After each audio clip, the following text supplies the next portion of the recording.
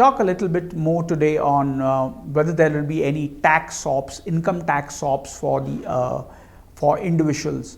There has been a lot of speculation that there may be tax benefits or Section 80C, that is, you get 1.5 lakhs tax benefits under Section 80C, whether that would be enhanced and whether the income tax rates would be cut or the slabs raised for those in the lower income tax bracket. Now, all these things are purely speculative, and nobody knows what is going to really come through.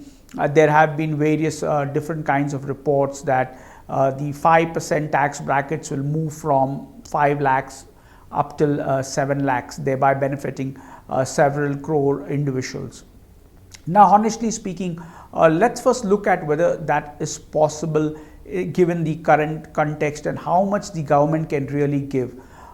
If you look at the really how much the government can give, the answer is it can't give too much. And let us tell you why it can't give too much in this Union Budget 2020. First and foremost, tax collections, direct tax collections are very low because of slowing economic growth.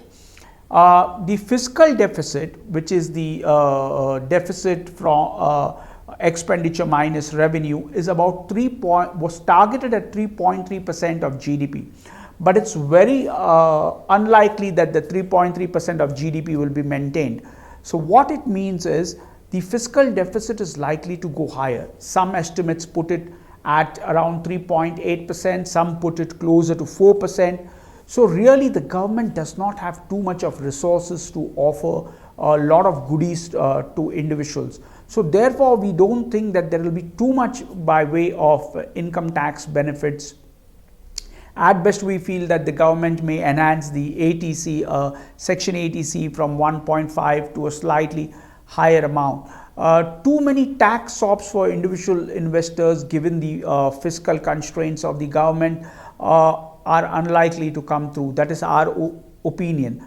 But on the other hand, there are arguments that if you cut income tax rates and you give tax swaps to individuals, what could happen is it would leave a higher disposable income in the hands of individuals, thereby spurring economic growth. Now, what happens, we all know, is when there is higher disposable income in the hands of individuals, they tend to go out and spend. When they go out and spend, it pushes economic growth, which in turn enhances your government revenue, and thereby it can, in fact, in the longer term, help to bridge the fiscal deficit. So there are arguments too, and for individual income tax rate cuts or various other tax proposals.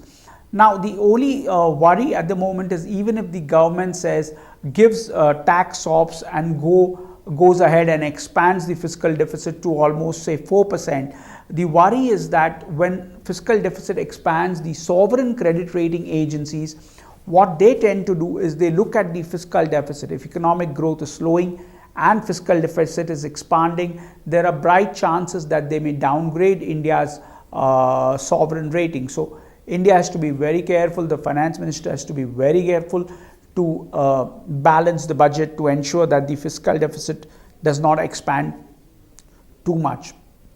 Having said that, it's a very difficult budget for Finance Minister Nirmala Sitharaman, simply because on the one hand you have a slowing economy, on the other hand you have fiscal deficit expanding. It's really a double whammy. But our take is that you might not get too many tax swaps, don't expect too many tax swaps, and a very big stimulus package from the finance minister. At best, it might be a very balanced budget, which also takes care of the fiscal deficit as well as the ensures that the economy starts growing. So it's very difficult to speculate one way or the other. We'll have to wait for February 1 and see what best comes out of it. We have 5 days more to go, so let's wait and watch.